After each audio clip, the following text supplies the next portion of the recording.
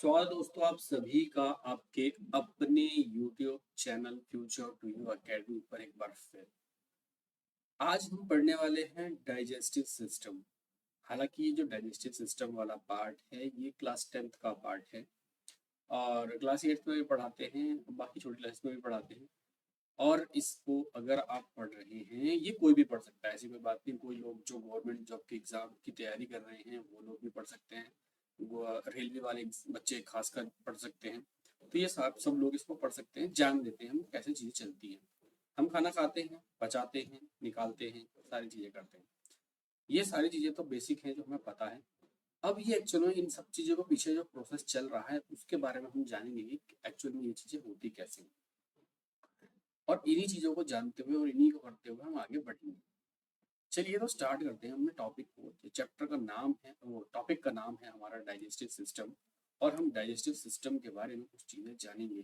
जैसे कि अगर मैं आपसे यूँ कहूँ कि देखो डाइजेस्टिव सिस्टम में एक्चुअल में हम क्या करते हैं।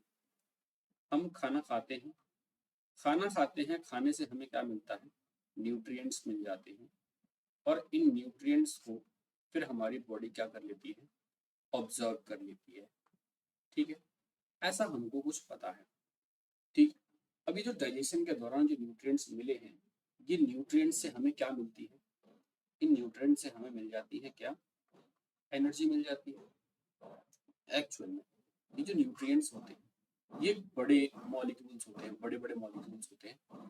ठीक है, कॉम्प्लेक्स मॉलिक्यूल्स होते हैं, बड़े बड़े मॉलिक्यूल्स होते हैं। सबसे पहले इन मॉलिक्यूल्स को छोटे छोटे मॉलिक्यूल्स में तोड़ा जाता है, छोटे छोटे मॉलिक्यूल्स में तोड़ा जाता है। फिर उसके बाद ये छोटे वाले भी और छोटे में टूट जाते हैं और जो स्मॉल मॉलिक्यूल्स बन जाते हैं। ये तो एक बेसिक चीजें हैं जो आपको थोड़ी सी चीजें पता होनी चाहिए। जैसे अब इन सब चीजों में हमारे पास क्या क्या चीजें हैं। हम जब खाना लेते हैं तो हमारे पास क्या आता है, कार्बोहाइड्रेट आता है, आता ही नहीं आता। हमारे पास प्रोटीन भी आता है, हमारे पास एक और चीज, हमारे पास फैट आता है, या फिर फैट को हम लिपिड्स भी बोलते हैं। हमारे पास और क्या चीजें आती हैं, वाटर, मिनरल और विटामिन। ठीक है, ये सारी चीजें हमारे पास जब हम खाना लेते हैं तो ये आती है। देखो इन सब चीजों से हमें एक्चुअल में क्या मिलती है, एनर्जी मिलती है। ठीक है, किस वजह से, एनर्जी में हमारा होता है मेटाबॉलिज्म। मेटाबॉलिज्म मतलब कि चापचय होता है। अब इन चीजों से हमें, ध्यान रहे, इन चीजों से कभी भी हमें एनर्जी नहीं मिलती। और एक बात ध्यान रखना, अब आप सवाल यूं करेंगे जब एनर्जी नहीं मिलती है तो खा क्यों रहे हैं, पी क्यों रहे हैं। भी हर चीज ताकत के लिए नहीं होती, किसी का दूसरा काम भी होता है।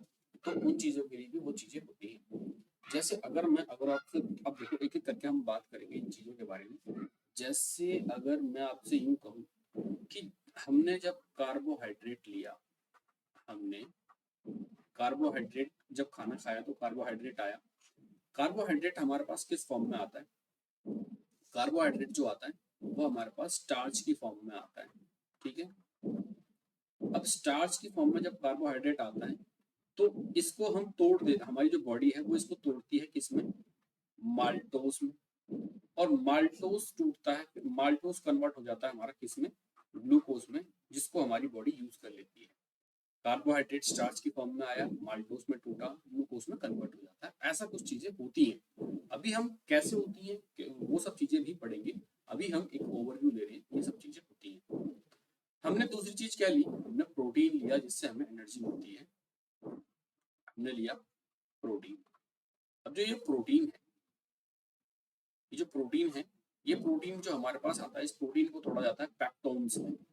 किसमें, पेप्टोन्स में या पेप्टाइड्स में, पेप्टोन्स या पेप्टाइड्स में। और इसमें से क्या बनता है, इससे बनता है एमिनो एसिड जो हमारी बॉडी के लिए जरूरी है। तीसरी चीज जो हमारे को एनर्जी दे रही थी वो चीज थी फैट। ठीक है, अब ये जो फैट होते हैं, फैट एक्चुअल में फैटी एसिड्स में कन्वर्ट होता है पहले तो। और फैटी एसिड से ये कन्वर्ट होता है, फैटी एसिड, सॉरी, ये जो फैट है एक तो फैटी एसिड में कन्वर्ट होता है। दूसरी चीज जो होती है वो होता है ग्लिसरॉल। ठीक है, इन चीजों में कन्वर्ट करना। तो ये चीजें बेसिकली जो याद रखना, कार्बोहाइड्रेट जब हम लेते हैं स्टार्च की फॉर्म में आता है, माल्टोस में कन्वर्ट होता है, माल्टोस से वो ग्लूकोज में कन्वर्ट हो जाता है। प्रोटीन जो होता है वो पेप्टोन्स में आता है, और पेप्टोन्स और पेप्टाइड से एमिनो एसिड में कन्वर्ट हो जाता है। फैट फैटी एसिड्स में कन्वर्ट होकर और ग्लिसरॉल से हमें चीजें हो जाती हैं। फिर अगर मैं आपसे बात करूं, हम डाइजेस्टिव सिस्टम में पार्ट्स कौन कौन से हैं हमारे पास, जो हम डाइजेस्टिव सिस्टम पढ़ रहे हैं, इस डाइजेस्टिव सिस्टम में किस चीजों में अगर हम इसे डिवाइड करना चाहें तो डिवाइड कर सकते हैं। दो चीजों में हम इसको डिवाइड करेंगे। एक हिस्सा इसका बोला जाएगा, इसको हम बोलेंगे एलिमेंट्री कैनल वाला हिस्सा। ठीक है, एलिमेंट्री कैनल वाला हिस्सा। और एक हिस्सा होगा हमारा डाइजेस्टिव एंजाइम का। इसका डाइजेस्टिव एंजाइम का मतलब ये वही केमिकल्स टाइप है जिनको हमारी बॉडी यूज करेगी। एक हिस्सा एलिमेंट्री कैनल, एक हिस्सा हो गया कैमल, नहीं कैनल है सॉरी,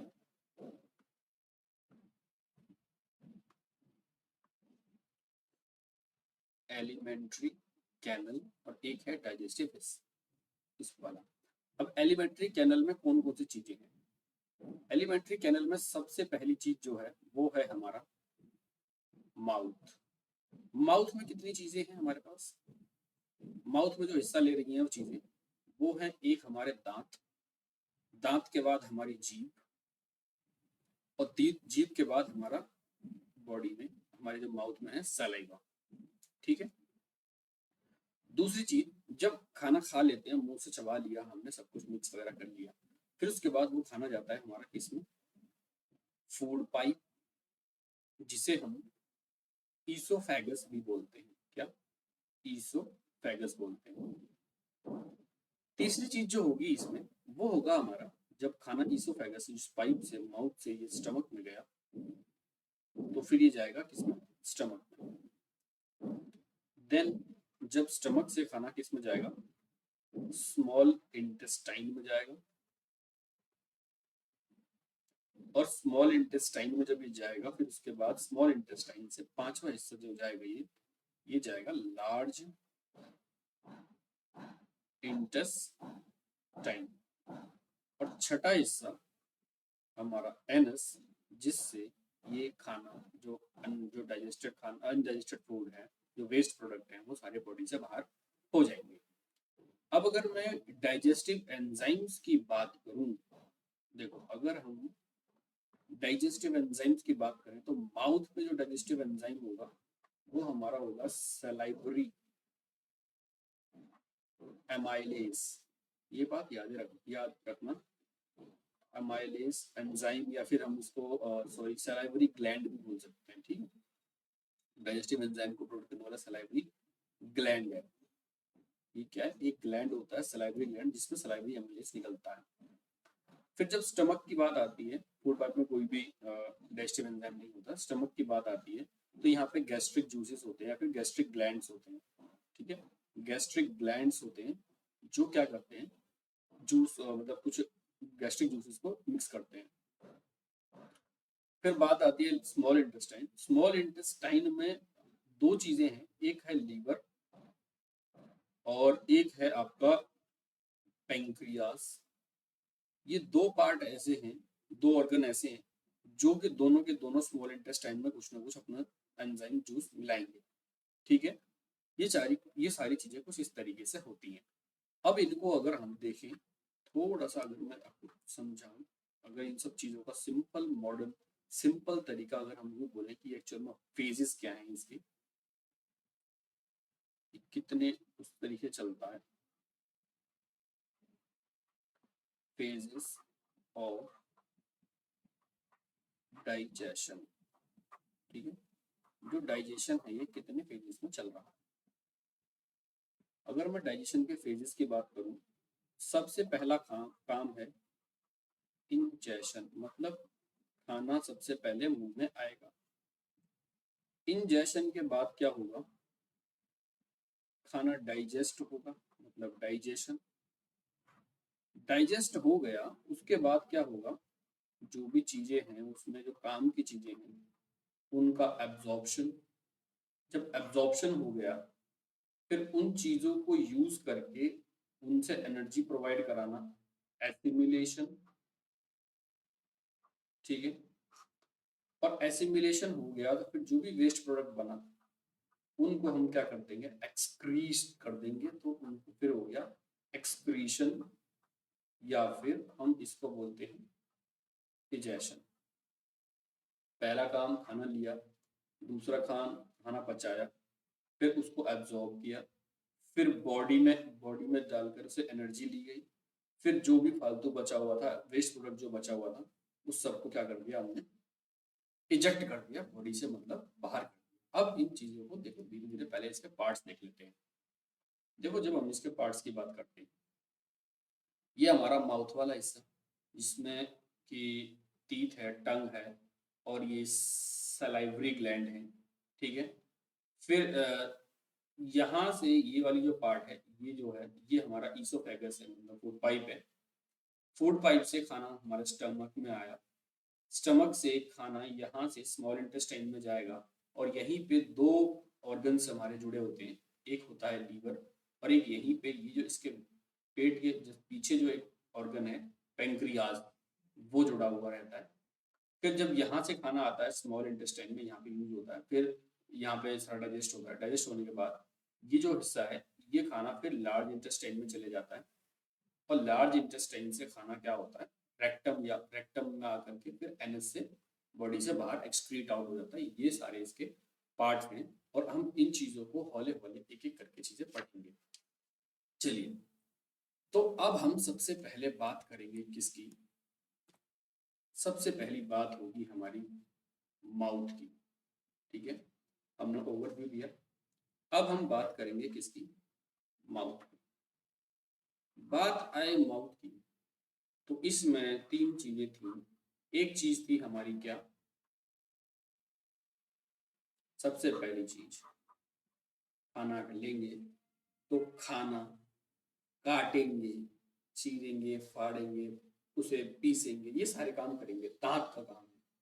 तो अगर मैं दांतों की ही बात करूं, तो ये जो दांत होते हैं, ये दांत हैं हमारे पास कितने प्रकार के, चार प्रकार के दांत हैं हमारे पास। सबसे पहले दांत हैं इंसीजर। ठीक है, इंसीजर। इंसीजर्स के जस्ट बगल में होते हैं हमारे पास कैनाइन्स। ये छोटी क्लास में बहुत बहुत पहले पढ़ा था, जब 5वीं क्लास में थे हम, या फिर तीसरी चौथी क्लास में थे, तब ये सारी चीजें हमने देखी थी कि इंसीजर्स होते हैं, एक कैनाइन्स होते हैं। देन कैनाइन्स के पीछे होते हैं प्रीमोलर। क्या, कैनाइन्स के पीछे होते हैं प्रीमोलर। फिर होते हैं मोलर। ठीक है। कैनाइन्स एक्चुअल में होते कितने हैं, सॉरी इंसीजर्स कितने होते हैं, कैनाइन्स कितने होते हैं, इन सब के बारे में अगर मैं आपसे यूँ कहूँ, ये कितने कितने होते हैं। इंसीजर जो है आपके, ये 8 होते हैं, मतलब 4 ऊपर 4 नीचे। कैनाइन्स आपके कितने होते हैं, कैनाइन्स आपके 4 होते हैं। और ये जो हैं आपके प्रीमोलर्स 8 होते हैं, और मोलर्स जो हैं ये 12 होते हैं। तो ये टोटल मिलके कितने हो जाते हैं, 8 दूनी 16 प्लस 4 प्लस ये हो जाते हैं हमारे पास 32 दांत। इसीलिए कहते हैं ये ज्यादा है, 32 ही मत दिखा बनी, ऐसा कहा जाता है। तीत इस प्रकार के होते हैं। अब इनके फंक्शंस की बात कर ले, देखो ध्यान से, इंसीजर्स का काम क्या है, ये जो इंसीजर्स हैं, इंसीजर्स हैं, इनका काम है काटना। ठीक है, कट करने का काम इनका है। कनाइंस का काम क्या है, फाड़ना। ठीक है, जैसे मांस को फाड़ने का काम जो होगा वो किसका होगा, कैनाइंस का होगा। प्रीमोलर्स का काम क्या है, पीसने का है, और मोलर्स का भी क्या है, पीसने, दोनों का। ये प्रीमोलर और मोलर दोनों का काम क्या है, पीसने का काम है, ग्राइंडिंग करने का काम है इनका। अब ये देखो थोड़ा फर्क है, ये हमने एडल्ट की बात की है, बच्चों में वो चीजें अलग अलग होती है। ठीक है, ये थोड़ी सी चीजें ध्यान में रखो।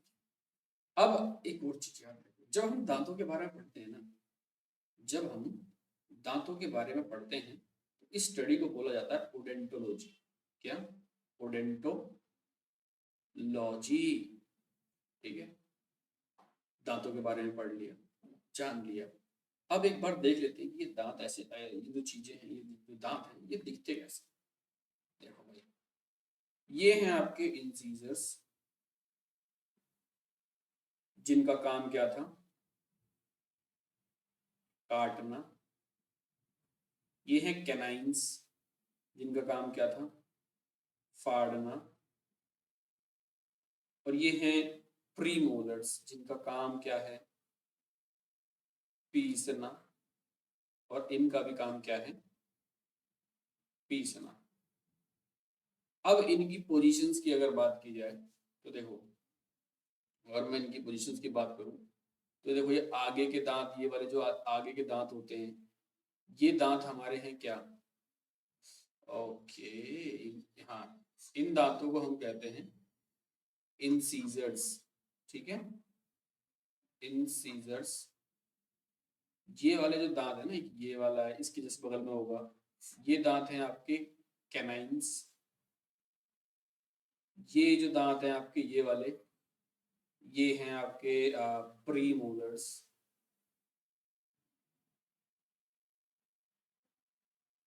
प्रीमोलर्स। और एक मिनट, ये बहुत ही गंदा कलर है, कलर की वजह से दिक्कत हो रही है, सारा मिलाते हैं, मिटाते हैं। देखो, एक मिनट यार, तो गड़बड़ हो जाएगी फिर ऐसे तो। ब्लैक ब्लैक कलर यूज करते हैं, ठीक है। हाँ, ये वाले जो कलर, ये वाले हैं, इनको हमने बोला इन सीजर। ये हैं आपके कैनाइंस। ये हैं आपके प्रीमोलर। ये हैं आपके मोलर्स। ठीक है, इन चीजों का काम काटना, कैनाइंस, ये सब चीजें मैंने आपको बताई। अब देखो, कुछ ना, एक कुछ और चीजें जो बताने लायक हैं, वो है ये कि एक ना विजडम टीथ होता है। आपने सुना होगा विजडम टीथ के बारे में। क्या भाई रे भाई, इसके तो अकल की दाढ़ ही नहीं आई, ऐसा बोला जाता। जो विजडम टीथ हैं, एक्चुअली कुछ नहीं है, ये अपने आप में ही, ये मोलर्स हैं,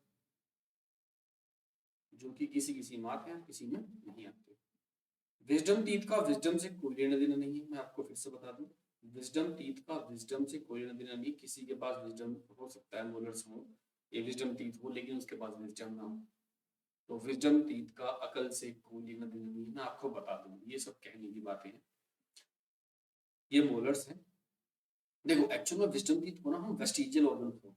क्या, वेस्ट, वेस्ट, नॉट, इनको हम बोलते हैं, विजडम टीथ को हम बोलते हैं वेस्टिजियल ऑर्गन। वेस्टिजियल ऑर्गन होते क्या, ये बॉडी में होते तो हैं, क्या होते तो हैं, लेकिन काम कोई नहीं है इनका, कोई नहीं है। तो ऐसा माना जाता है कि करोड़ों साल बाद, करोड़ों साल बाद ये जो वेस्टिजियल ऑर्गन्स जो हमारी बॉडी के पास में है, ये हौले हौले खत्म हो जाएंगे। जैसे हम कहते हैं कि हमारे पास पूंछ भी थी, लेकिन हमने उसका प्रयोग नहीं किया, तो वो चली गई।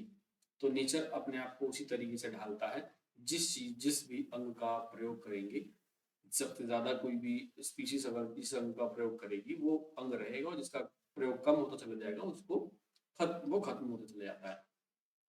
अब ऐसे ही कुछ और वेस्टिजियल ऑर्गन्स के बारे में अगर मैं आपको बताऊं, तो देखो, एक तो हमारा विजडम टीथ हो गया, दूसरा है बॉडी के हेयर्स। बॉडी के हेयर्स वेस्टिजियल ऑर्गन है। एक है अपेंडिक्स, जिसे बोलते हैं ना अपेंडिक्स की नर्व्स। एक्चुअल में ये अपेंडिक्स है ना, बता दो इसके बारे में। फिर देखते हैं हम ईयर की मसल्स जो है आपकी, पिन्ना जिसे बोलते हो आप, ईयर मसल्स, जिसे पिन्ना कहा जाता है। ठीक है, फिर एक है आपकी टेल बोन। ठीक है, ये वेस्टिजियल ऑर्गन है। देखो, अपेंडिक्स एक ऐसी चीज है जो कि सेलुलोज को पचाने के लिए एंजाइम्स बनाती थी। ये किस में होती है, ये लार्ज इंटेस्टाइन में होती है अपेंडिक्स। लेकिन जिस तरीके से हौले हौले हौले हौले इंसान ने ज्यादातर पेड़ पौधों को खाना बंद किया, पौधों को खाना बंद किया और मांस की तरफ जैसे जैसे हौले हौले वो आया और गेहूं वगैरह इन सब चीजों को खाना शुरू किया उसने, तो धीरे धीरे क्या हुआ कि बॉडी के अंदर जो सेलुलोज ही नहीं गया, तो सेलुलोज को पचाने की क्रिया नहीं हुई। जब सेलुलोज पचा नहीं बॉडी के अंदर जब गया उसमें, तो फिर क्या है कि ये इनएक्टिव हो गई, अपेंडिक्स की जो नस होती है ना यहाँ पे इनएक्टिव होगी। अब इसने सेलुलोज को पचाने के लिए जो एंजाइम्स थी उनको प्रोड्यूस करना बंद कर दिया, और अब हम अगर सेलुलोज से भरी कोई भी चीज खाते हैं तो हमारा पेट खराब हो जाता है और वो पचती नहीं है, ऐसा कहा जाता है, क्या होता भी है। ऐसी बॉडी हेयर्स हैं। तो ये सब चीजें ऐसा माना जाता है कि आज से करोड़ों साल बाद खत्म हो जाएंगी, ये नहीं रहेंगी बॉडी में। तो देखो अभी हमने क्या, माउथ में पहला पड़ा टीथ, ठीक है। अब टीथ के बाद अगर हम बात करें तो जो टीथ के बाद अगर हम देखो, अभी तो टीथ के बारे में थोड़ा सा और देख लेते हैं। जो टीथ होते हैं हमारे, ठीक है, अब इसमें ब्लैक कलर से लिखता हूँ, एक मिनट। यहाँ पे ये जो हमारे टीथ हैं, टीथ जो हैं इनको, इनकी जो आउटर लेयर है ना,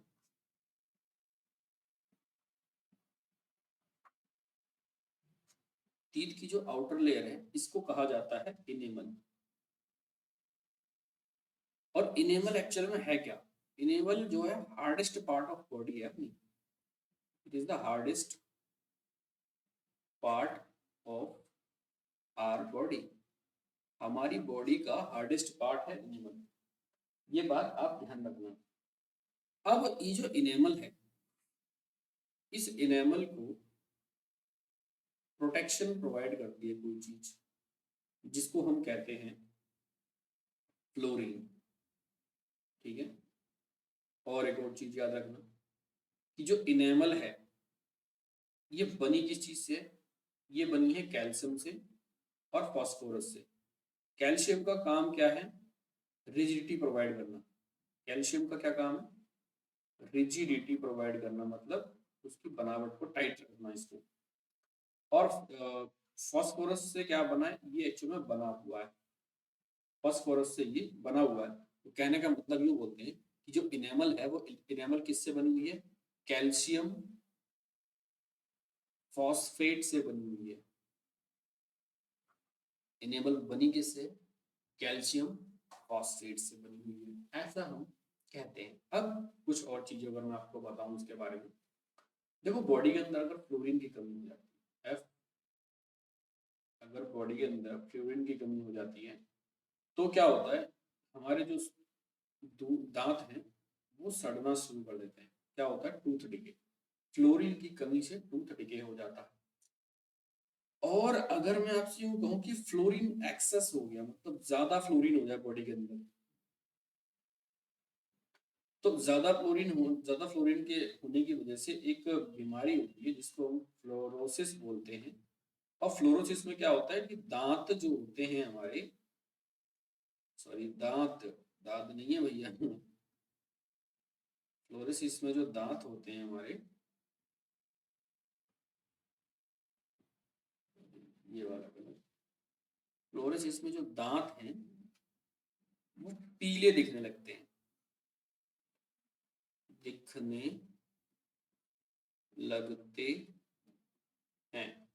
मैं आपको पहले बता दूं, दांतों का कलर कभी भी सफेद नहीं होता, दांतों का कलर हमेशा हल्का पीला होता है, क्योंकि फ्लोरीन की मात्रा की वजह से। दांतों का कलर कभी भी सफेद नहीं होता, दांतों का कलर हमेशा थोड़ा हल्का सा पीला होता है फ्लोरीन की वजह से। ये हमने पढ़ा दांतों के बारे में। चलो, ये हमारी बात है क्लियर हुई। दांत के बाद बात आती है जब हमने खाना काट लिया, पीस लिया, अब काम करेगी कौन, हमारी सबसे ज्यादा खतरनाक ऑर्गन धरती पर, जो कि है हमारी जीभ। इसका क्या है, ये बहुत आसानी से चल तो जाती है, लेकिन इसका भुगतना इंसान को पड़ जाता है पूरा का पूरा। तो अब हम इसको देखते हैं कि एक्चुअल में ये टंग करती क्या है। पहले टंग के बारे में अगर मैं कहूँ तो ये एक मस्क्यूलर ऑर्गन है, ये तो सबको ही पता है। और अगर मैं इसकी बात करूं इसकी लेंथ की, इसकी लेंथ जो होती है करीब करीब ऑन एन एवरेज 10 सेंटीमीटर की होती है। ऐसा ऑन एन एवरेज बोल रहा हूँ, यूं मत बोलना कि छोटे बच्चे की तो सब छोटी होगी। फिर ऑन एन एवरेज 10 सेंटीमीटर की होती है, और हम सारी बातें आइडेंटिटी कर रहे हैं, बच्चे की नहीं कर रहे हैं। एक और चीज याद रखना, ये एक सेंसरी ऑर्गन भी है हमारा, ठीक है। ये एक सेंसरी ऑर्गन है जिससे कि हम टेस्ट करते हैं चीजों को। और बॉडी के ऊपर टेस्ट बर्ड्स, जो बॉडी क्या हूँ, जो टंग होती है हमारी, जो टंग होती है, इस टंग के ऊपर टेस्ट बर्ड्स होते हैं, वो करीब करीब 2000 से 3000 तक टेस्ट बर्ड्स होते हैं, ठीक है। एक और बात याद रखना, ये जो टेस्ट बर्ड्स होती हैं, 2000 से 3000 टेस्ट बर्ड्स होती हैं, इन टेस्ट बर्ड्स की मात्रा फीमेल्स में ज्यादा होती है, ठीक है। इसलिए कभी भी देखना, महिलाओं को बहुत जल्दी चीजों के टेस्ट के बारे में पता लग जाता है एज कम्पेयर टू मेल, तो क्योंकि महिलाओं में टेस्ट बर्ड्स ज्यादा होती हैं। अब अगर मैं इनकी ही बात मान लेते हैं, ये एक जीव है, तो ये बात याद रखना, ये वाला जो हिस्सा होगा, यहाँ पे बिटर बिटर टेस्ट का पता लगेगा, यहाँ पे सोर मतलब खट्टे का पता लगेगा, और ये वाला जो हिस्सा है ये आपका सॉल्टी वाला हिस्सा है, और यहाँ पे आपको पता लग जाएगा कोई चीज मीठी है, ठीक है। अब ये जो जीभ होती है, ये हमारी जो जीभ है, ये जीभ एक हायोड नाम की बोन से जुड़ी होती है। हायोड नाम की बोन जो होती है उससे जुड़ी होती है। अब हायोड नाम की बोन से जुड़ी होती है मतलब कहने का मतलब ये कि हायोड बोन जो है जीभ को पकड़ के रखती है, ये टंग को पकड़ कर रखती है। जब इंसान कोई फांसी लगाता है तो सबसे पहले जो जिस को हायोड बोन से जब ये टिकी पड़ी होती है, सबसे पहले ये हायोड बोन ही टूटती है, जिसकी वजह से इंसान पहले मरता है। हायोड बोन, जब भी कोई भी इंसान फांसी लगाएगा तो उसकी ये जो दम घुटने का मतलब ये हायोड बोन सबसे पहले टक, इसकी अगर इसमें से आवाज आ गई टक, तो बंदे में से आवाज खत्म हो जाएगी, कहने का मतलब उसकी तेरवी हो जाएगी, ऐसी कोई बात है। तो ये बात समझना, हायोड बोन जो होती है आपकी, ये टंग को पकड़ के रखती है। ये बातें हुई इसकी, इसका इंट्रोडक्शन टंग का। फिर टंग के बाद हमारे पास जो चीजें हैं वो है, टंग के बाद है सैलिवरी ग्लैंड। अभी माउथ ही चल रहा है, ये बात याद रखना। हम फिर करेंगे सैलिवरी ग्लैंड के बारे में। अब ये जो सैलिवरी ग्लैंड है, देखो मैं और थोड़ा सा पानी पी लेता हूँ। अगर सैलिवरी,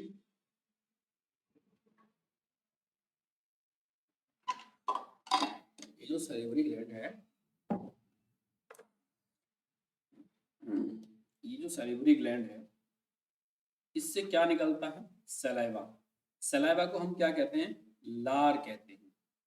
लास्ट, सॉरी लास्ट नहीं कहते हैं भाई, लार कहते हैं, ठीक है। सलाइवरा, सलाइवा, सॉरी, इसको हम लार कहते हैं, ठीक है।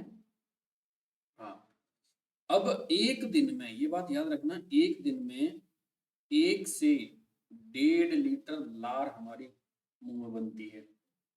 1 से 1.5 लीटर लार बॉडी के अंदर बन जाती है। अब सैलिवरी ग्लैंड जो होते हैं ये 3 टाइप के होते हैं। कितने टाइप के? 3 टाइप के होते हैं, और 3 ही पेयर होते हैं। 3 पेयर होते हैं, कहने का मतलब टोटल कितने हो गए? 6 ग्लैंड होते हैं, ठीक है। टोटल 6 ग्लैंड होते हैं। अगर मैं सैलिवरी ग्लैंड को अगर आपसे बात करूं तो 3 जो कौन कौन से हैं, उन तीनों के बारे में अगर मैं बात करूं आपसे, एक है आपका पैरोटिड ग्लैंड। कौन सा? एक है आपका पैरोटिड ग्लैंड। इसे हम एक्चुअल में, ये सबसे बड़ा कान के पास, ये होती कान के पास है। पैरोटिड ग्लैंड जो होती है कान के पास होती है, और लार्जेस्ट होती है, ठीक है। लार्जेस्ट बोले या बिगेस्ट ग्लैंड जो होती है मुंह के अंदर, ये है मुंह के अंदर largest and biggest in all salivary glands. जितने भी सैलिवरी ग्लैंड्स हैं उनमें सबसे बड़ी और लार्जेस्ट पैरोटिड ग्लैंड होती है। फिर आपकी होती है सबलिंगुअल ग्लैंड। ये जो सबलिंगुअल ग्लैंड है ये हमारी किसके जीभ के नीचे होती है, बिलो टंग। एक बात याद रखना, ये वाली हमारी स्मॉलेस्ट होती है, ठीक है। फिर उसके बाद होती है फिर उसके बाद है ये हमारी सब मैंडिबुलर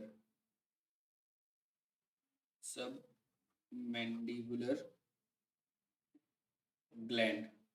सब मैंडिबुलर ग्लैंड जो है हमारी ये होती है बिलो लोअर जॉ। एक्चुअल में ध्यान रहे, सलाइवा जो होता है, एक्सेस सलाइवा, सबसे ज्यादा सलाइवा जो बनाती है, सबसे ज्यादा सलाइवा यही बनाती है। सलाइवा 70 से 75% यही बनाती है, ठीक है, यही बनाती है। ये बात आपको याद रखनी की है। ये बातें हमें समझ में आई, टंग है, मस्कुलर ऑर्गन है।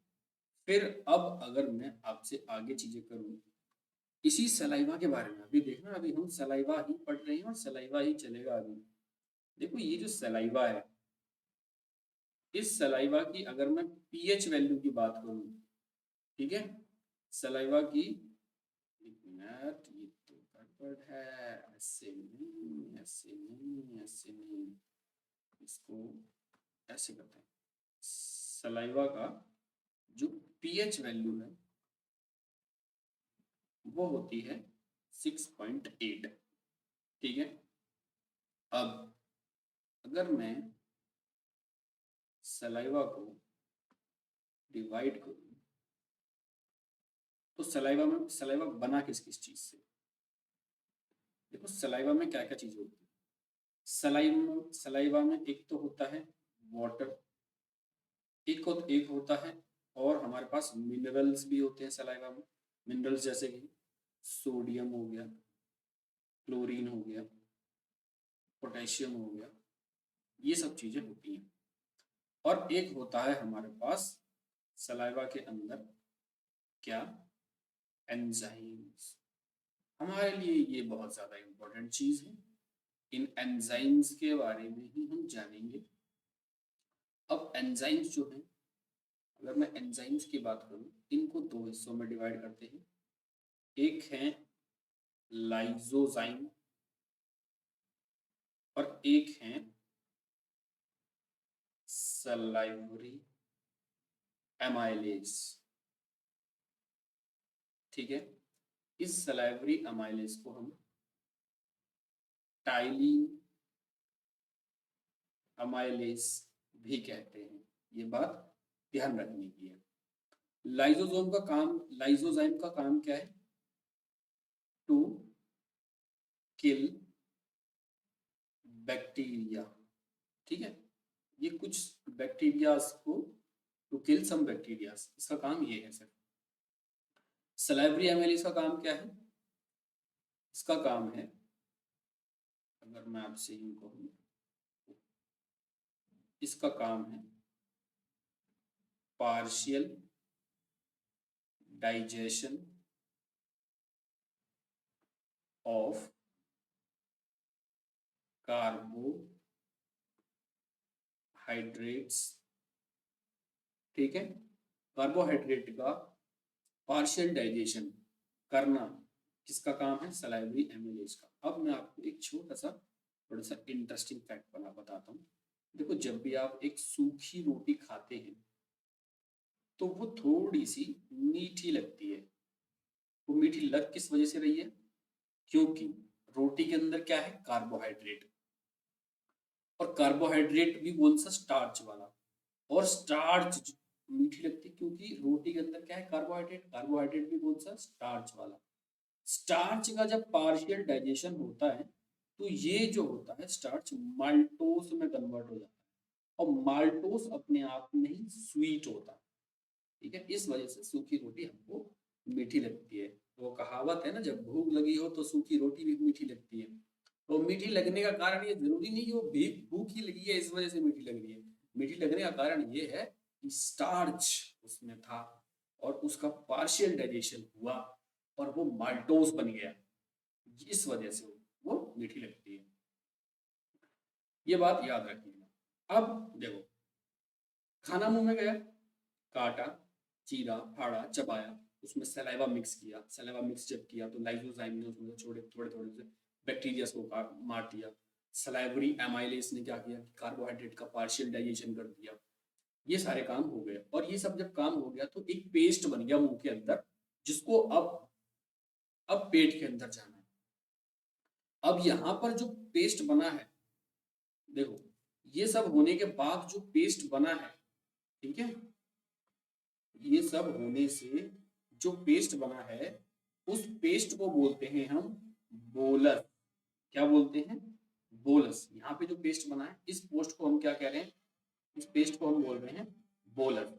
अब ये बोलस क्या करेगा?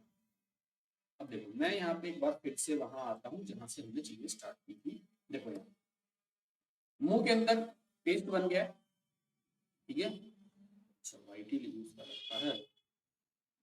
देखो, यहाँ हमने मुंह के अंदर पेस्ट बन गया। अब ये पेस्ट क्या है? इससे ईसोफेगस से नीचे जाएगा। क्या? ईसोफेगस से नीचे जाएगा। अब जो बोलस है, ठीक है, मैं यहां लिखता हूं। अब जो बोलस है, बोलस ईसोफेगस से पेट में जाएगा, स्टमक में। ठीक है, ये बात क्लियर हुई होगी। अब जो ईसोफेगस से स्टमक तक जाने में एक मूवमेंट होती है, जिसकी वजह से ये जा रहा है। ईसोफेगस से स्टमक तक जाने में एक मूवमेंट होती है, जिसकी वजह से ये जा रहा है। उस मूवमेंट को बोला जाता है पेरिस्टैल्टिक मूवमेंट। मूवमेंट, ठीक है, पेरिस्टैल्टिक मूवमेंट बोला जाता है। एक्चुअल में ये है क्या? मान लो ये एक पाइप है, और यहाँ पे कोई चीज मान लो फंसी हुई। जैसे मान लो इस पाइप के अंदर यहाँ पे हमारा एक कंचा फंसा हुआ है, और उस कंचे को मुझे क्या करना है? यहाँ लेके जाना है। तो मैं क्या करूंगा? कंचे के ऊपर वाले हिस्से से उसको दबाना शुरू करूंगा, धीरे धीरे धीरे धीरे दबा दबा के उसको नीचे ले आऊंगा। ठीक है, तो ये जो दब दब के खाना जब नीचे की तरफ आता है, ये मूवमेंट एक्चुअली हमारे यहाँ से शुरू होता है। इनफैक्ट लास्ट में एनस तक ये सेम मूवमेंट चलता है। इसी की वजह से अगर पेरिस्टैल्टिक मूवमेंट ना हो तो खाना हमारे एलिमेंट्री कैनल में किसी एक जगह पर रुक जाएगा और उससे आगे वो बढ़ेगा ही नहीं। तो पेरिस्टैल्टिक मूवमेंट की वजह से खाना, जो बोलस है हमारा, बोलस जो बना है मुंह के अंदर, हमारा जो पेस्ट बना है, वो पेस्ट क्या कर रहा है? अब हमारी फूड पाइप से वो पेट में जाएगा पेरिस्टैल्टिक मूवमेंट के थ्रू। अब ये पेरिस्टैल्टिक मूवमेंट अगर जब मुंह से पेट की तरफ हुआ है तब तो ठीक है। अगर यही पेरिस्टैल्टिक मूवमेंट अगर रिवर्स हो जाए, क्या हो जाए? रिवर्स हो जाए। अगर ये रिवर्स हो जाएगा तो हमें कुछ नहीं होगा, हमें जो होगा वो होगी ये कि हमें आ जाएगी उल्टी, वॉमिटिंग। तो reverse peristaltic movement leads to उल्टी, मतलब वॉमिटिंग। ये बात दिमाग में थोड़ी सी रखना। फिर जब बोलस की बात हो जाती है, फिर बात इसकी आएगी, रिवर्स पेरिस्टैल्टिक वॉमिटिंग बताया हमने। फिर हमारा जो है खाना आ गया किसमें? देखो, अगर हम बात करें तो अब हमारा खाना किसमें आ गया भाई? यहाँ पे खाना आ गया इसमें, सॉरी, खाना आ गया हमारा स्टमक में। अब स्टमक के बारे में चीजें करेंगे, ठीक है। देखो, ये है हमारा स्टमक, खाना आ चुका है इसमें। अब बोलस, मतलब खाना आया है, इस खाने को हम बोल क्या रहे हैं? इसको बोलस बोला जा रहा है। अब ये जो ये है, इसका जो स्टमक का ये ऊपर वाला जो हिस्सा है, इसको फुंडिस कहा जाता है। ये बीच वाला हिस्सा है, इसको बॉडी बोला जा रहा है। बीच में यहाँ पे ये देखो, ये जो है ना आपका पाइलोरिक कैनल या पाइलोरिक एनेट्रा, ये सारी चीजें ये समझना। पाइलोरस बोला जाता है एक्चुअली इसको, पाइलोरिक जो बोल रहे हैं इसको पाइलोरस बोला जाता है। आप कुछ भी बोल सकते हैं। पाइलोरिक वॉल्व भी होती है यहाँ पे एक। अब यहाँ पे ना देखो एक वॉल्व होती है इस जगह पे एक वॉल्व होती है जिसको पाइलोरिक वॉल्व या फिर पाइलोरिक स्पिंक्टर मसल भी बोला जाता है। एनसीईआरटीज में आपकी किताबों में लिखा हुआ है, इन स्पिंक्टर मसल के बारे में लिखा हुआ है, इसको पाइलोरिक वॉल्व भी बोला जाता है। ये बात आपके दिमाग में थोड़ी सी रहनी चाहिए। ये कुछ पार्ट है, ये ऊपर का पार्ट फंडिस है, ये बॉडी है, ये इसका पाइलोरिक वॉल्व है, ये सब चीजें हैं। अब देखो, जब खाना इसमें आ ही गया, जब खाना इसमें आ गया, अब इसमें गैस्ट्रिक जूसेस यूज किए जाएंगे। सबसे पहले मैं स्टमक के बारे में कुछ चीजें लिखता हूँ, ठीक है। अब स्टमक के बारे में बताना पड़ेगा ना। अगर मैं स्टमक की ही आपसे बात करूं तो देखो, स्टमक जो है, अगर इसकी शेप की बात कही जाए, इसकी शेप कुछ जे जैसी होती है, जे फॉर जग जैसी। इस स्टमक के अंदर 2 से 3 घंटे तक खाना जो होता है पड़ा रहता है, और 1 से 2 घंटे तक इसमें डाइजेशन होता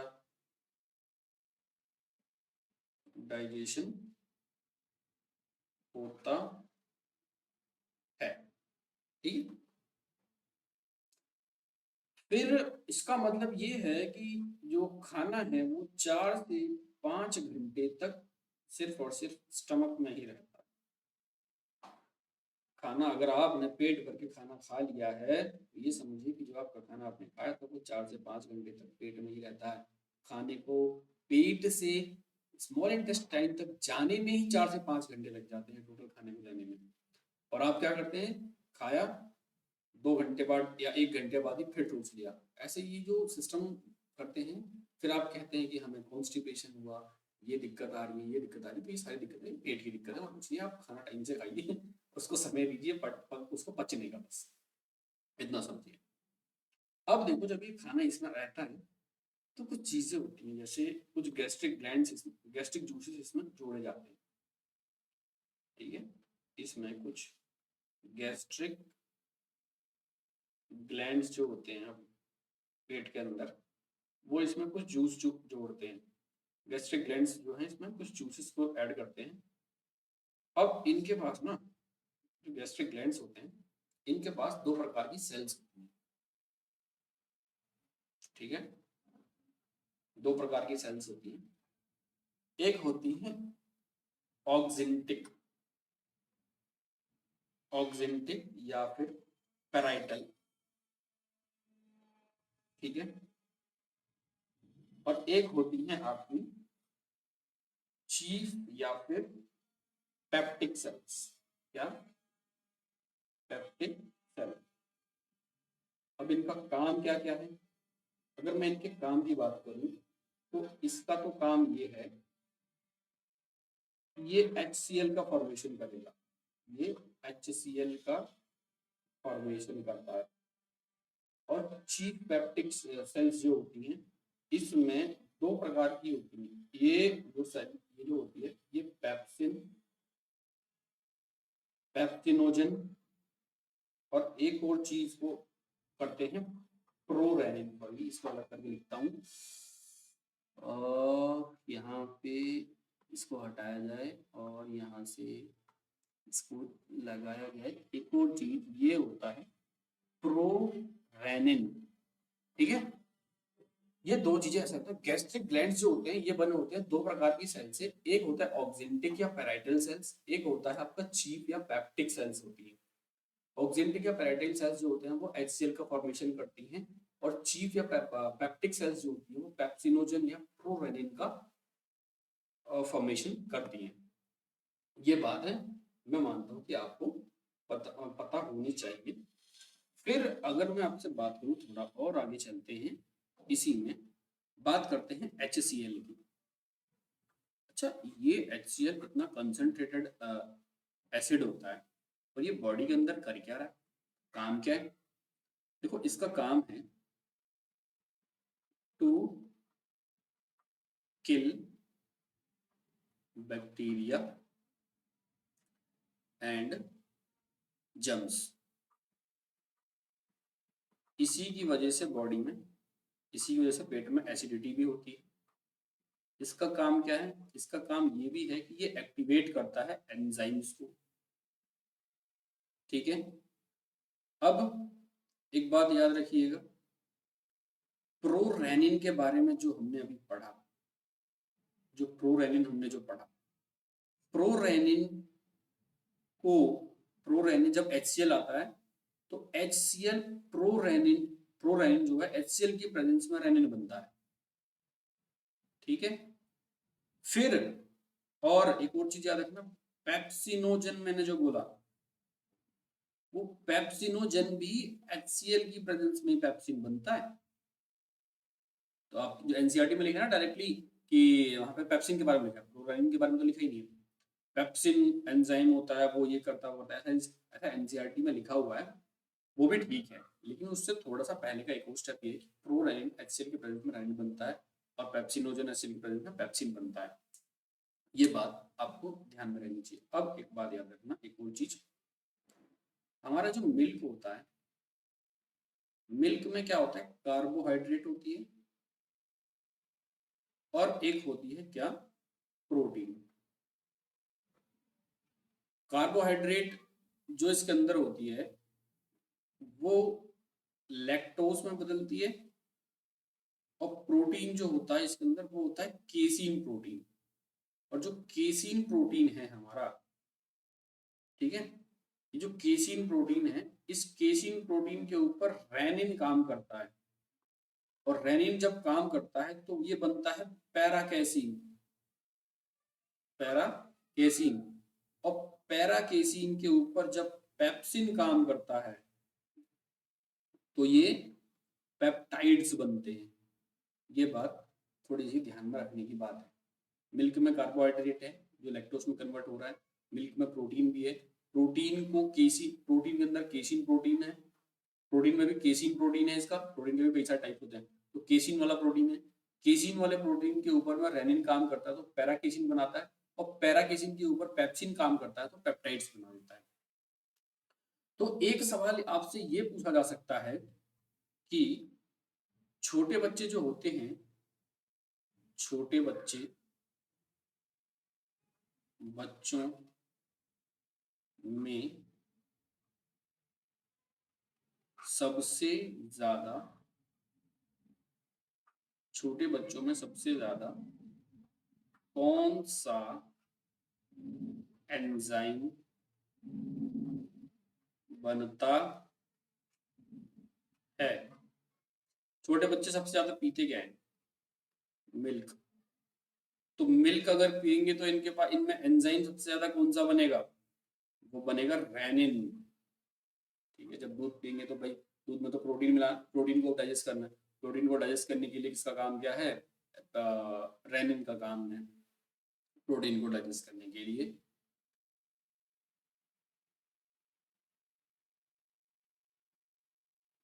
अब यहाँ पे खाना जो है, पेट में ये सब चीजें हो गई। अब जो प्रोटीन है उसको पेप्सिन डाइजेस्ट कर रहा है। एक्चुअल में ध्यान दो, ये जो स्टमक है ना, इसके अंदर सिर्फ प्रोटीन डाइजेस्ट हुआ है। इसमें क्या हुआ है? प्रोटीन डाइजेस्ट हुआ है। वो भी कैसा? पार्शियल डाइजेशन हुआ, आधा अधूरा पार्शियल। ठीक है, पार्शियल डाइजेशन हुआ है प्रोटीन का। तो थोड़ा ध्यान दो, जब माउथ पढ़ाया था तो उसमें पार्शियल डाइजेशन हुआ था, किसका? जब माउथ पढ़ाया था पार्शियल डाइजेशन हुआ था किसका? कार्बोहाइड्रेट का। ठीक है, तो आपसे सवाल ये पूछा जाएगा, अगर ट्रू फॉल्स में पूछा जाए, फिर कैसे पूछा जाए कि स्टमक के अंदर में क्या कार्बोहाइड्रेट का डाइजेशन होता है? का जवाब नहीं होना चाहिए। पार्शियल डाइजेशन कार्बोहाइड्रेट का कहाँ पे हुआ था? माउथ में शुरू हुआ था। और स्टमक का किस, स्टमक में कौन सा हो रहा है? प्रोटीन डाइजेस्ट हो रहा है। याद रखना, माउथ में हुआ था कार्बोहाइड्रेट, स्टमक में हो रहा है प्रोटीन। अब चीजें यहाँ से उठ करके जाएंगी कहाँ पे? लार्ज स्मॉल इंटेस्टाइन में, वहां पे एक्चुअल में कंप्लीट डाइजेशन होगा बहुत सी चीजों का। ठीक है, यहाँ तक की चीजें मैं मानता हूँ कि आपको समझ में आई होंगी। फिर बात आती है अब सुनो, जैसे मैंने आपको कहा था, जब माउथ से खाना, जब माउथ में खाने का जो पेस्ट बन गया था, उस पेस्ट को हम क्या कह रहे थे, बोलस कह रहे थे। ठीक है, अब जब स्टमक के अंदर खाने का पेस्ट जब बनेगा, ठीक है, paste of food in stomach, जब स्टमक में खाने का पेस्ट बन जाता है और वो ये जो पेस्ट है ये स्मॉल इंटेस्टाइन की तरफ जाने को तैयार हो, उस समय पे इसको हम बोलते हैं काइम फूड। क्या बोलते हैं इसको हम? Chyme food.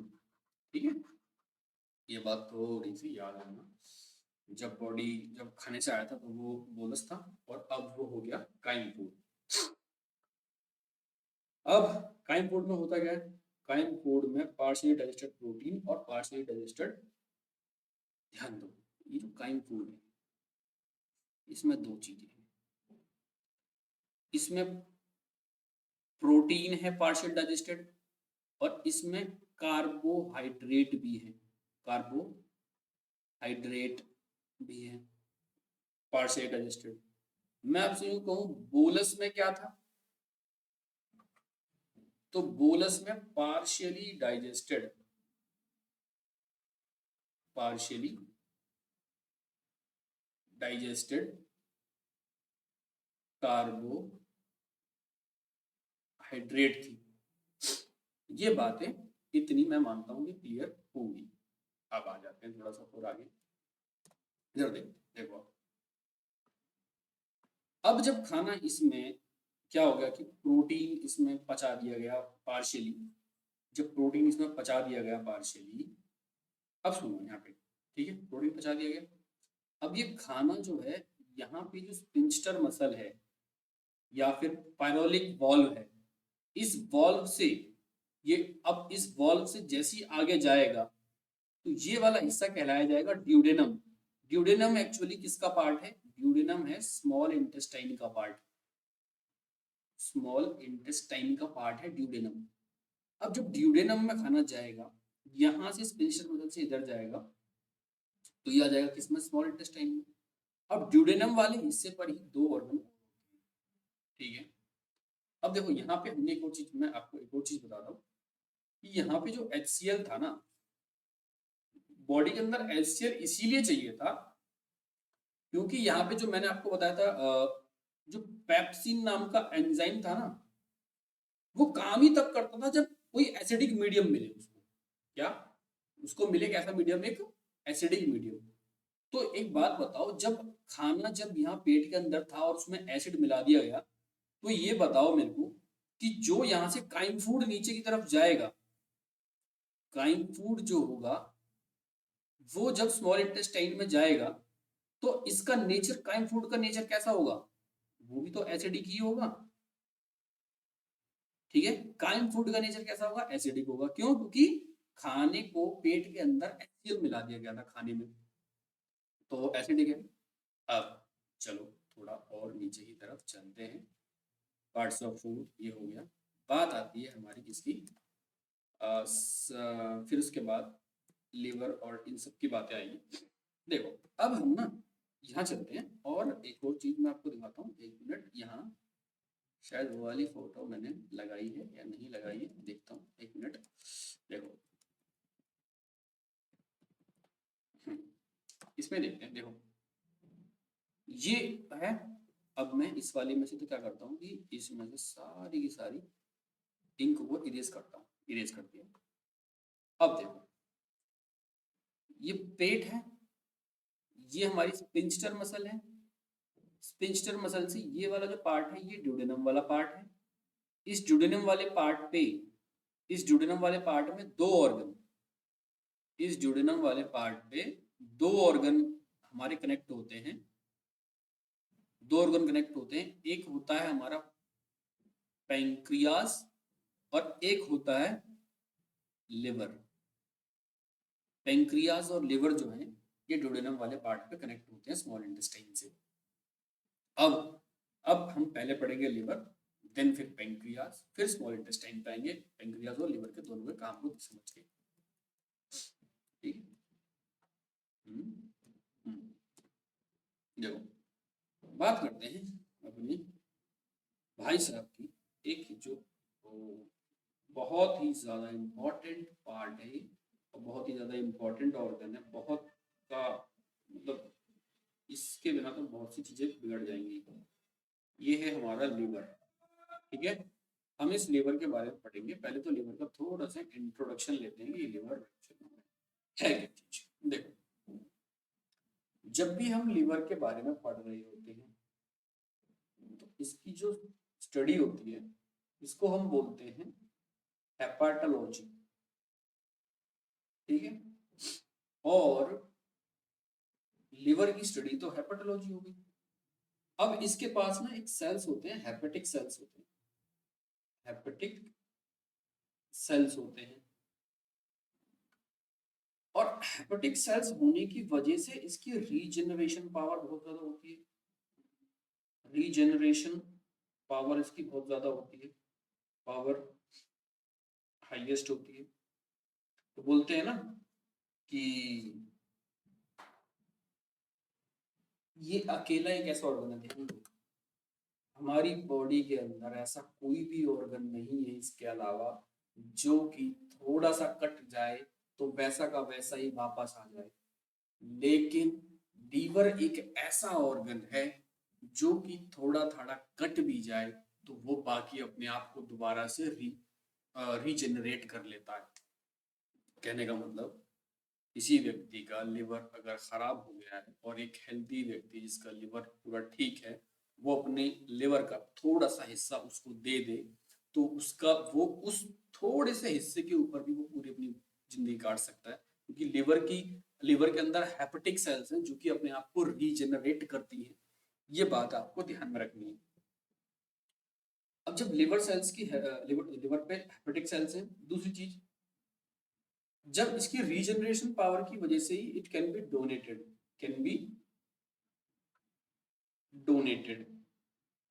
इन पीसेस, ठीक है। एक और बात याद रखना, ये बॉडी का लार्जेस्ट एंड हैवीएस्ट ग्लैंड है, ठीक है। बॉडी का लार्जेस्ट और हैवीएस्ट ग्लैंड है। ये जूस कौन सा निकालता है? Secrets bile juice. ये बाइल जूस को सीक्रेट करता है लीवर हमारा। अब इस लीवर का कलर कैसा होता है? अगर मैं लीवर की कलर की बात करूं तो ये होता है हमारा रेडिश ब्राउन कलर का, ठीक है। अब बाइल जूस किसमें? लीवर में बन रहा है। स्टोर कहाँ होता है? देखो बाइल जूस लीवर में बन रहा है, लेकिन यही बाइल जूस स्टोर कहाँ होता है? Stores in gall bladder. Gall bladder, gall bladder क्या है? ये वही है जिसको आपने बहुतों के मुंह से सुना होगा, पित्त की थैली। अक्सर इसमें प्रॉब्लम ये आती है कि स्टोन्स, मतलब जिसे हम जो कहते हैं पथरी, पेट में पथरी हो जाती है ना। पथरी दो जगह होती है, एक होती है आपकी किडनीज में, एक होती है गॉल ब्लैडर में। किडनी वाली जो होती है वो अगर बहुत साइज छोटा है अगर उसका, तो उसको तो हम नॉर्मली बिना ऑपरेशन के भी निकाल सकते हैं। लेकिन पित्त की थैली में अगर पथरी है तो उसको निकलवाने के लिए हमें ऑपरेशन करना पड़ता है। इसी समझ लेना, बाइल जूस यही वही पित्त की थैली है, ये gall bladder secretes bile juice. Gall bladder जो लिवर है बाइल जूस को सीक्रेट करता है, लेकिन गॉल ब्लैडर में क्या क्या गॉल ब्लैडर में जाकर के बाइल जूस क्या होता है? स्टोर हो जाता है। रेडिश कलर है। ये बात समझ में आई होगी। अब चलो थोड़ा सा और आगे चलते हैं, इस बाइल जूस के बारे में थोड़ा सा समझते हैं। ये जो बाइल जूस है हमारा, ठीक है, इसमें क्या क्या चीज है? इसमें एक चीज है, बाइल जूस किससे बना हुआ है?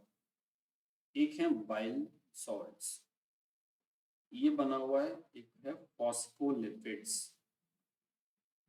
फॉस्फोलिपिड्स, ये एक बना हुआ है कोलेस्ट्रॉल से, और बना हुआ है बाइल पिगमेंट से। ठीक है, बाइल सॉल्ट कौन कौन से हैं? बाइल सॉल्ट हैं, एक है आपका सोडियम बाइकार्बोनेट, एक है आपका सोडियम ग्लाइकोलेट। ठीक है, और अगर मैं बाइल पिगमेंट्स की बात करूं, दो प्रकार के बाइल पिगमेंट्स हैं। हमारे स्टूल का येलो कलर बिलिरुबिन की वजह से होता है। बिलिरुबिन मतलब मल जो होता है, बॉडी से जो मल बाहर निकलता है, सुबह संडास जाकर के साफ हो आते हो, ठीक हो गया, मतलब पेट फ्रेश करके आते हो, उसको जो वो येलो कलर का निकलता है, उसकी उसका कारण ये है कि उसके अंदर बिलिरुबिन मिलाया जाता है। कौन मिला रहा है उसे? बाइल जूस की वजह से बाइल पिगमेंट्स होते हैं बिलिरुबिन। और ग्रीन कलर का एक और पिगमेंट मिला होता है जिसको बिलवर्डिन कहा जाता है। बिलवर्डिन कहा जाता है। ये बातें थोड़ी सी दिमाग में रखने के लिए। एक और चीज रहती है वाटर, बाइल जूस में वाटर भी रहता है, तो उसको तो कोई दिक्कत नहीं। अब देखो, हमने आपको बताया माउथ में, माउथ में क्या हुआ था? पार्शियल डाइजेशन हुआ था कार्बोहाइड्रेट का, कार्बोहाइड्रेट का। और स्टमक में पार्शियल डाइजेशन प्रोटीन का हुआ था।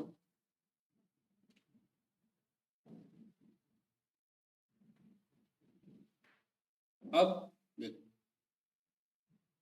ये जो फैट रह गए बॉडी के अंदर, कार्बोहाइड्रेट का काम, कुछ कार्बोहाइड्रेट के ऊपर काम हो गया, प्रोटीन के ऊपर काम हो गया, फैट अनडाइजेस्टेड है। तो सवाल ये देखो, ये बनेगा कि फैट, सवाल ऐसा बन सकता है कि कार्बोहाइड्रेट, प्रोटीन और फैट में से ऐसी कौन सी चीज है जो माउथ और माउथ या पेट दोनों में से किसी एक में भी पचाई नहीं जाती? इन तीनों में से कौन सी पचाई नहीं जाती? तो सवाल है फैट। जो फैट जो होता है, फैट का फैटी एसिड में कन्वर्ट होना, फैट का फैटी एसिड में कन्वर्ट होना, इनका ये काम करवाता है कौन? बाइल जूस करवाता है। ठीक है, फैट को फैटी एसिड में कन्वर्ट करवाने का काम किसका है? बाइल जूस का काम है। और इसी प्रोसेस को, फैट का फैटी एसिड में कन्वर्ट होने को, प्रोसेस को, इस प्रोसेस को एक नाम दिया जाता है जिसका नाम है इमल्सिफिकेशन। इसका नाम है इमल्सिफिकेशन। ठीक है भाई, मैं मानता हूँ कि इतनी बातें समझ में आई होंगी। मैं मान रहा हूँ, मुझे पता है कि क्लास बहुत बड़ी जा रही है, लेकिन मैं लिख रहा हूँ। ऐसा नहीं है कि पीपीटी बना के लाया हूँ और दे रहा बोले जा रहा हूँ। एक एक चीज लिख रहा हूँ, आप भी लिख सकते हैं अगर लिखना चाहें तो। ठीक है, चलो, फिर अगर मैं इस प्रोसेस को बोलते हैं इमल्सिफिकेशन। अब अगर हम लीवर का फंक्शन की बात करें, लीवर के, ठीक है, फंक्शंस पढ़े अगर लीवर के, लीवर के फंक्शंस क्या है? लीवर का फंक्शन है formation of urea from ammonia. Ammonia से यूरिया बनाने का काम किसका है? इसका ये लिवर का काम है ग्लाइकोजन को स्टोर करना, ठीक है, ग्लाइकोजन को स्टोर करना, ये भी इसका काम है। विटामिन ए, डी, ई और के को स्टोर करना, ये भी काम किसका है, इसका ये। और बाइल जूस का फॉर्मेशन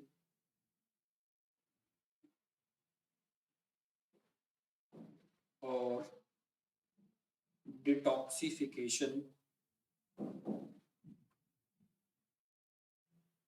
और स्टोरेज ऑफ फैट और metabolism of alcohol and drugs. देखो, अमोनिया से यूरिया का फॉर्मेशन, ग्लाइकोल को स्टोर करना, विटामिन ई के को स्टोर करना इसका काम है, और बाइल जूस फॉर्मेशन, डिटॉक्सिफिकेशन मतलब अगर जहर थोड़ा थोड़ा जहर बॉडी के अंदर चले जाए तो वो सबसे पहले लिवर ही एक ऐसा है जो उसको सबसे पहले खत्म करता है जहर चीजों, और वो अपने ऊपर ले जाता है, बॉडी के ऊपर नहीं जाने देता। पहला काम तो वो करता है, अब खुद रोकने की कोशिश करता है, इस चक्कर में लिवर के ऊपर इफेक्ट पड़ता है। तो स्टोरेज ऑफ फैट का स्टोरेज, इसलिए फैटी लिवर की बात आपने सुनी होगी, बहुत ज्यादा फैट स्टोर कर लेता है। मेटाबॉलिज्म ऑफ अल्कोहल, मतलब अल्कोहल वगैरह पीते हो तो वो सबसे पहले अफेक्ट किसको करता है, लिवर को इफेक्ट करता है। तो ये बातें याद रखनी है आपको चीजें। अब एक और चीज जो आपको याद करनी है, ये बात थोड़ा ध्यान रखना, बाइल जूस में कोई भी एंजाइम नहीं होते, ये बात याद रखना। बाइल जूस में कोई भी एंजाइम नहीं होते, बाइल जूस में सिर्फ और सिर्फ बाइल सॉल्ट्स होते हैं, इसमें सिर्फ बाइल सॉल्ट्स होते हैं, जो कि यहाँ पे मैंने लिखवाया है। बाइल सॉल्ट्स कौन से, सोडियम बाइकार्बोनेट और सोडियम ग्लाइकोलेट। अब इसके बाद अगर हम बाइल सॉल्ट जूस के बारे में पढ़ लिया, अब हम बात करेंगे किसकी, पैंक्रियाज की। पैंक्रियाज कैसा होता है, देखो ये रहा हमारा लीवर, ठीक है, और कहाँ पर है ये सब चीजें आपने देखी हुई हैं इसमें, ये रहा हमारा पैंक्रियाज, ये पैंक्रियाज है, ठीक है। चलो अब करते हैं, इसमें बात करते हैं किसकी, पैंक्रियाज की। ये जो पैंक्रियाज होता है, ठीक है, इसके बारे में अगर मैं कहूँ तो ये एक लीफ लाइक ऑर्गन होता है, मतलब पत्ते जैसा एक ऑर्गन होता है ये। इसकी डिस्कवरी की बात करूं तो लैंगरहैंस ने किया था। इसकी जो डिस्कवरी है वो लैंगरहैंस नाम के व्यक्ति ने की थी, इसीलिए इसको आइलेट्स ऑफ लैंगरहैंस भी कहा जाता है। Islets of Langerhans, islets of Langerhans भी कहा जाता है। आइलेट्स ऑफ लैंगरहैंस, ठीक है, ये बात है।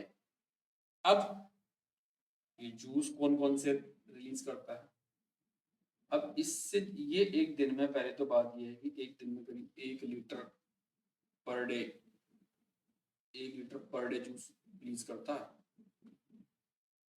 तो ठीक है, 1 लीटर पर डे,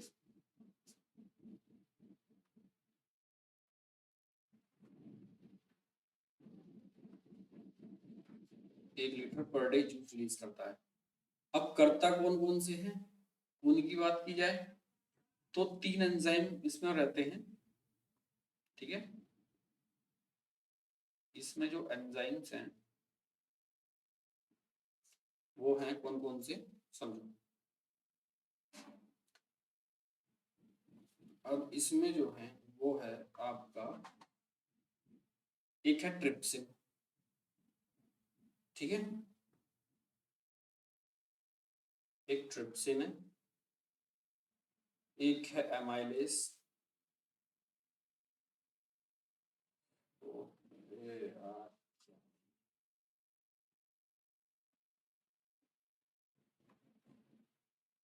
एक है एमिलेस और एक है लिपेज, ठीक है। यहाँ तक की बात है, मैं मानता हूँ कि आपको समझ में आई होगी। फिर जब ट्रिप्सिन की बात आती है, और देखो ट्रिप्सिन, एमाइलेस और लिपेज। ट्रिप्सिन जो है आपका वो प्रोटीन को डाइजेस्ट करता है। अभी जो प्रोटीन कहाँ से आया, पेट से आया है, अनडाइजेस्टेड प्रोटीन है, वो मतलब आधा पार्शियली डाइजेस्टेड है, उसको ट्रिप्सिन अब पूरा डाइजेस्ट करेगा। एमाइलेस किसको करेगा, कार्बोहाइड्रेट को करेगा। और लिपेज का काम क्या है, फैट को डाइजेस्ट करने का, ठीक है। लिपेज का काम क्या है, फैट को डाइजेस्ट करने का। अब ये बात याद रखना, यहाँ पर चीजें कंप्लीटली डाइजेस्ट हो जाएंगी, ठीक है। पेंक्रियाज में चीजें सारी की सारी कंप्लीटली डाइजेस्ट होंगी। अब मैं आपको वो बताता हूँ कि एक्चुअल में हुआ क्या क्या। देखो, जो प्रोटीन था, प्रोटीन के ऊपर ट्रिप्सिन काम करेगा और पेप्टाइड्स बना देगा। फिर पेप्टाइड्स के ऊपर दोबारा एक बार ट्रिप्सिन काम करेगा और उनको एमिनो एसिड बना देगा, एमिनो एसिड बना देगा।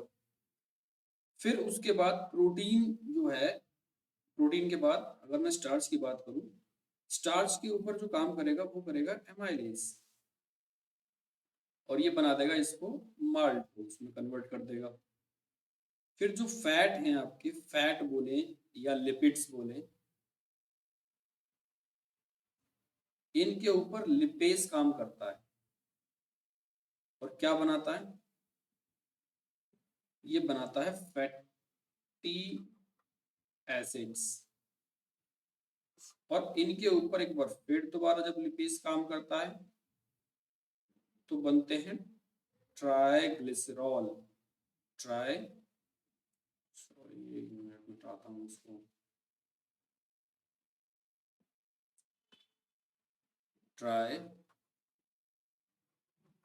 ट्राइग्लिसरॉल।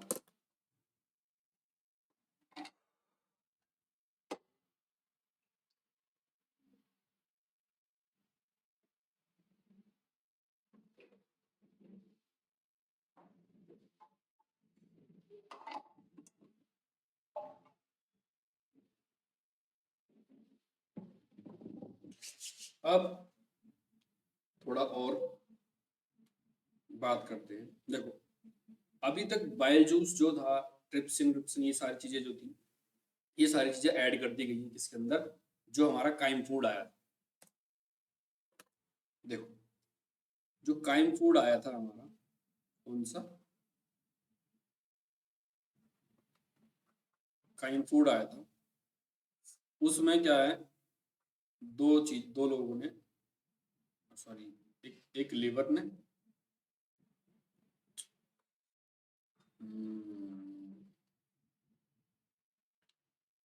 उसमें लीवर ने और पैंक्रियाज ने अपना अपना सामान, जो भी उनके पास मसाला था, वो उन्होंने उसमें मिला दिया काइम फूड में। अब बात, अब चीजें आ गई है इसमें, इंटेस्टाइन में आ चुकी हैं, ठीक है। जब इंटेस्टाइन के अंदर घुसता है, ठीक है, जब इंटेस्टाइन के अंदर घुसता है, कौन सी वाली, स्मॉल इंटेस्टाइन, तो ये जो स्मॉल इंटेस्टाइन है ये भी अपने जूसेस रिलीज करती है, ये भी अपने जूस रिलीज करती है। कौन कौन से, ये 3 जूस रिलीज करती हैं अपने अपने। इनके जूसेस का नाम है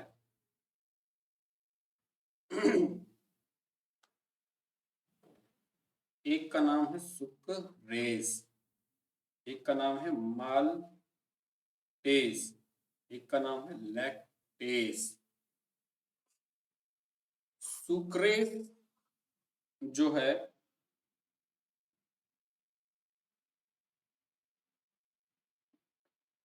सुक्रेज जो है वो सुक्रोज को डाइजेस्ट करता है, सुक्रोज को डाइजेस्ट करता है। माल्टेज माल्टोस को डाइजेस्ट करता है। लैक्टेस लैक्टोस को डाइजेस्ट करता है। एक बात याद रखना, इंटेस्टाइन के जूसेस जो होते हैं, लार्ज इंटेस्टाइन कभी भी कोई भी जूस नहीं रिलीज करती। लार्ज इंटेस्टाइन कभी भी कोई भी जूस रिलीज नहीं करती, ये बात आपको याद रहनी चाहिए। और एक्चुअल में यहाँ पे देखो क्या क्या चीजें हुई। सुक्रोज को डाइजेस्ट किया गया जब होगा तो सुक्रोज जो है वो टूटा होगा किसमें, ग्लूकोज में और फ्रक्टोज में। और जो माल्टोज है ये जब टूटा होगा ये ग्लूकोज प्लस ग्लूकोज में टूटा होगा। और जो लैक्टोज है, लैक्टोज टूटा होगा तो ये टूटा होगा ग्लूकोज में और गैलेक्टोज में। ठीक है, यहां तक की बातें ऐसी थी। अब ये बात एक और चीज याद रखना, ये भी लिख देता हूं यहीं पे। सुक्रोज के ऊपर काम किसने किया, सुक्रेज ने। माल्टोज के ऊपर किसने काम किया, माल्टेज ने। और लैक्टोज के ऊपर किसने काम किया, लैक्टेज ने। ये बातें ऐसी हैं। अब थोड़ी सी चीजें जो बताने लायक है शायद, यहाँ पे देखो, ये हमारी स्मॉल इंटेस्टाइन की एक डायग्राम है। देखो ये वाला जो पार्ट था, मैंने कहा था आपको, ये वाला पार्ट जो होता है जो पेट से बस एंट्री करवाता है स्मॉल इंटेस्टाइन में, इस पार्ट को हम बोलते हैं ड्यूडेनम। ठीक है, अब ये वाला जो पार्ट है, ये वाला जो पार्ट है इसको बोलते हैं जेजुनम। और ये जो नीचे वाला पार्ट है, ये वाला जो पार्ट है, इस पार्ट को बोला जाता है इलियम। क्या बोलते हैं, इलियम। ये है ड्यूडेनम, ये है जेजुनम, ये है इलियम। ये तीन पार्ट हैं इसके, किसके, स्मॉल इंटेस्टाइन के। अगर अब हम स्मॉल इंटेस्टाइन की ही बात करें, थोड़ी स्मॉल इंटेस्टाइन भी हमने करवाई दिया, उसमें चीजें स्मॉल इंटेस्टाइन में आई थी। फिर ये जो स्मॉल इंटेस्टाइन है इसके बारे में शायद बताया था। ठीक है, मैं आपको बता ही दूं इसके बारे में थोड़ा सा। ये जो स्मॉल इंटेस्टाइन है हमारी, स्मॉल इंटेस्टाइन जो है कितने मीटर की होती है, ये करीब 6 से 6.25 मीटर की होती है।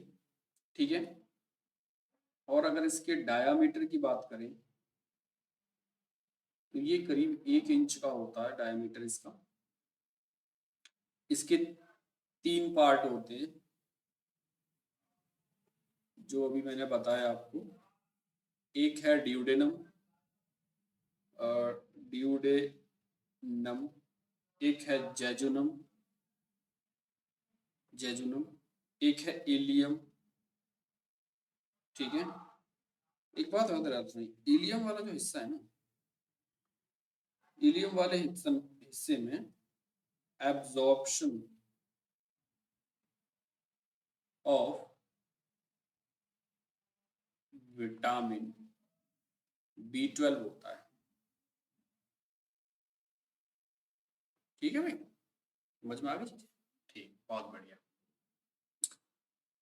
ये तो सब चीजें थी। अब स्मॉल इंटेस्टाइन में वो सारे स्मॉल इंटेस्टाइन ने अपने 3 जूसेस, स्मॉल इंटेस्टाइन ने 3 जूस अपने सुक्रेस, माल्टोस, लैक्टेस इंजेस्ट कर दिए, जिससे सुक्रेस ने सुक्रोज को डाइजेस्ट कर दिया है। इस तरीके से वो डाइजेस्ट हुआ, चीजें टूटी हैं।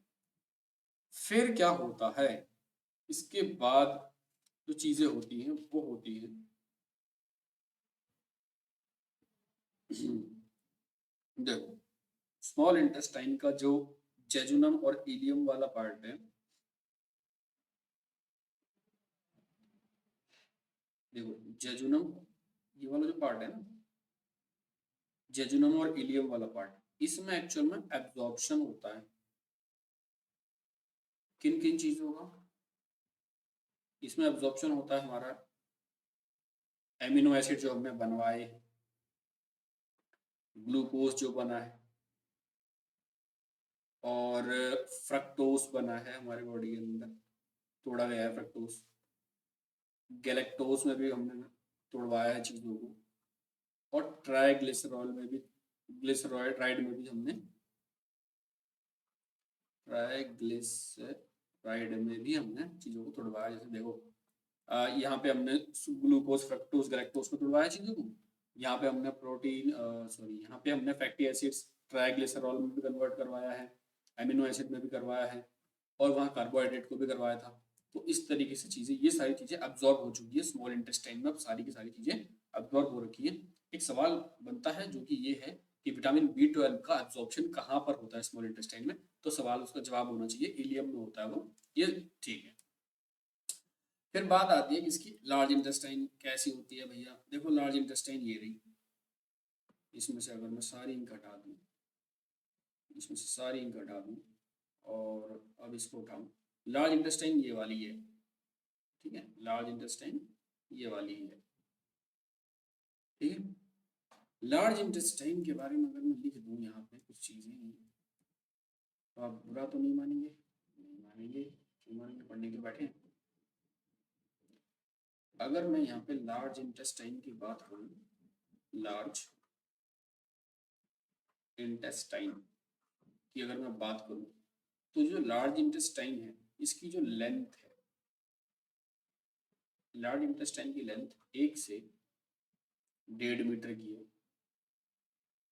और इसका जो डायमीटर है वो 3 इंच का है, ठीक है। इसके पार्ट्स अगर हम करें तो 3 हिस्सों में इसके पार्ट हैं। एक पार्ट है इसका कैयकम, एक है कॉलन, और एक है रेक्टम, ठीक है। इसका एक पार्ट है रेक्टम।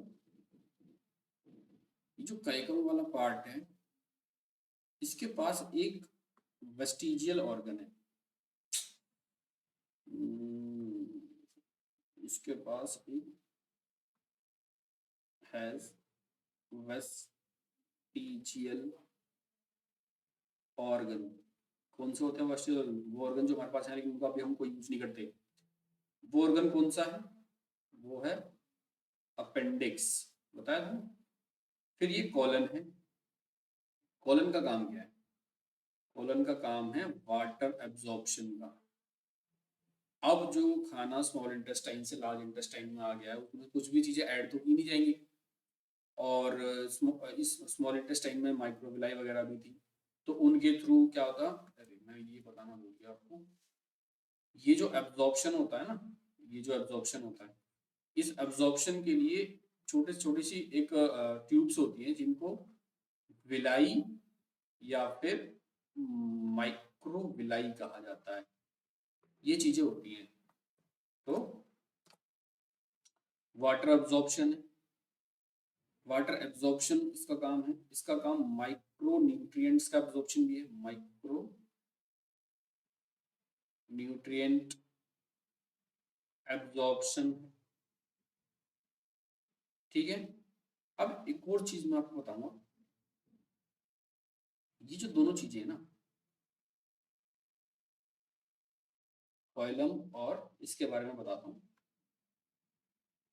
इन दोनों, ये एक्चुअल में ये दो जो चीजें होती है ना, ये एक्चुअल में हाउस ऑफ बैक्टीरिया होता है, हाउस ऑफ बैक्टीरिया।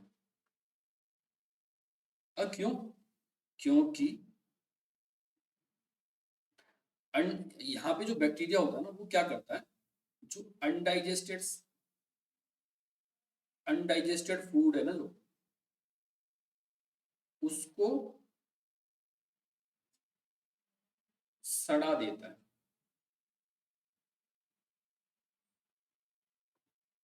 और वेस्ट बना देता है। ये जो बैक्टीरिया है यहाँ पे, वो कौन सा बैक्टीरिया होता है, उसका नाम है ई कोलाई बैक्टीरिया। ठीक है, उसका नाम क्या है, ई कोलाई बैक्टीरिया। ये बात आपको याद रखनी है कि हाउस ऑफ बैक्टीरिया क्या होता है, ई कोलाई बैक्टीरिया है वो। आगे मैं थोड़ी सी ई कोलाई बैक्टीरिया के बारे में आपको एक चीज और बताना चाहूंगा। क्या? ये जो ई कोलाई बैक्टीरिया होता है ना, कौन सा, ई कोलाई बैक्टीरिया जो होता है, इसमें क्या होता है, ये जो अनडाइजेस्टेड फूड होता है ना, फूड, अनडाइजेस्टेड फूड को थोड़ा खाकर, जब ये खा लेता है, और ये वेस्ट में पता है क्या निकाल के देता है, ये देता है विटामिन के। विटामिन के। तो एक्चुअली में बात ये है कि ई कोलाई बैक्टीरिया हमारे साथ में सिम्बायोटिक रिलेशनशिप में रहता है। सिम्बायोटिक रिलेशन में, कौन से में, सिम्बायोटिक रिलेशन में रहता है। सिम्बायोटिक रिलेशन कैसा, इसमें दोनों का फायदा। ठीक है, क्या, बैक्टीरिया को खाना मिल गया और हमको विटामिन मिल गई, कौन सी के, विटामिन के मिल गई। तो ये चीजें होती हैं। अब यहाँ पे खाना देखो, पानी अब्जॉर्ब कर लिया, माइक्रोन्यूट्रिएंट्स अब्जॉर्ब कर लिए, और रेक्टम से फिर क्या होता है, रेक्टम से हमने वेस्ट प्रोडक्ट को एक्सक्रीट कर दिया। ठीक है, बॉडी से बाहर कर दिया। ये हमारा डाइजेस्टिव सिस्टम है। बहुत ही ज्यादा बड़ा टॉपिक था, एक बार फिर से इसको हम वो कर देते हैं। देखो, सबसे पहली चीज, माउथ, माउथ में, माउथ से खाना किसमें आया था, ईसोफेगस। ईसोफेगस से खाना किसमें आया था, स्टमक। स्टमक से स्मॉल इंटेस्टाइन, फिर लार्ज इंटेस्टाइन, और लार्ज इंटेस्टाइन से बॉडी से बाहर कर दिया, एक्सक्रीट।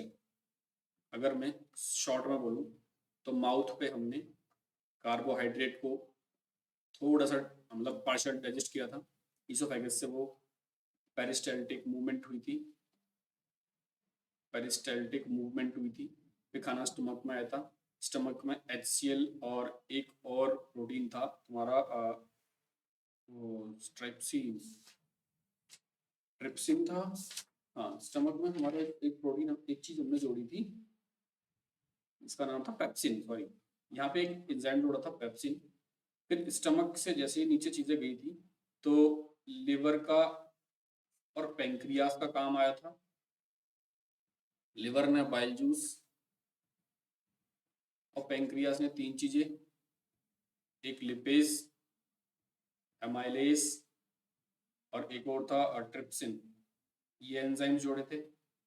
फिर वो स्मॉल इंटेस्टाइन में आया, स्मॉल इंटेस्टाइन ने भी जूसेस जोड़े थे।